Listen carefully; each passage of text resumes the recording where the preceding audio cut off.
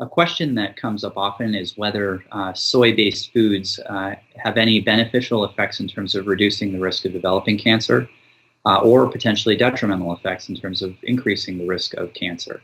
And so one of the things that's interesting is that soy itself is genetically modified 95% of the time. There was a study that came out a few years ago looking at actually genetically modified corn, not soy per se. But what they found is that when you fed a rat a particular type of genetically modified corn, they developed cancers at a much greater rate than those that were not getting genetically modified corn. Additionally, when the rats were consuming the herbicide that is typically sprayed on genetically modified corn, they actually found that they also developed breast cancers at a significantly higher rate than those that were not getting that herbicide. So we know that the soy is sprayed with the same type of herbicide, and so one might guess that something similar could happen. But in fact, what we're finding is that there really does not appear to be any correlation in human studies with the development of cancer or reduction in cancer risk in most large studies. In fact, what we actually see is potentially even a reduction slightly in the risk of developing breast cancer, for example, particularly in Asian patients, their Asian population. So it's something that's very interesting. It's an area of a lot of controversy. We just don't seem to find that there is an increased risk or decreased risk in most populations based on moderate intake of soy, which is somewhere between 1 to maybe up to 3 servings of soy per day. Now that's taking whole food versions of soy like tofu, edamame, and soy milk. We're not talking about the extract versions of soy that are often found in things such as soy burgers and soy hot dogs and soy protein powders.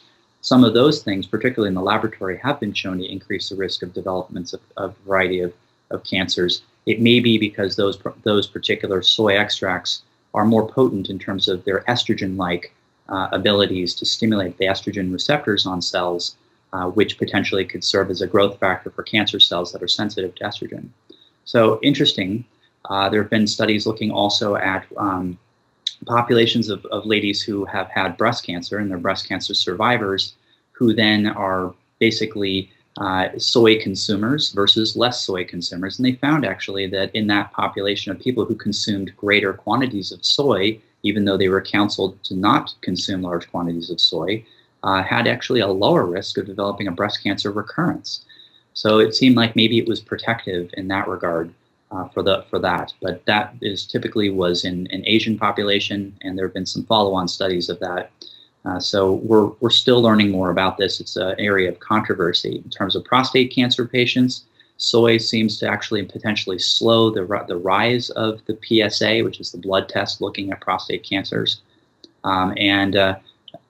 That may or may not correlate with growth of the cancer in terms of slowing the growth down.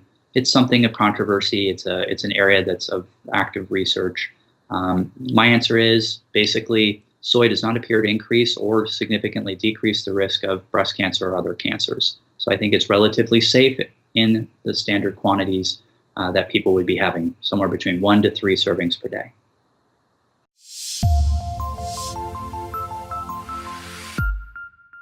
Hi, I'm Wendy Hartley, co-founder of Breast Cancer Answers. You know, not every breast cancer patient benefits from chemotherapy. When I was diagnosed, my doctor thought I would need chemotherapy. But then I learned about the Oncotype DX test, which helps your doctor decide if chemotherapy could benefit you based on the unique biology of your tumor. My test results revealed I had a very low chance of my cancer returning, which meant I didn't need chemotherapy after all. To learn more about the Oncotype DX test, click this button here.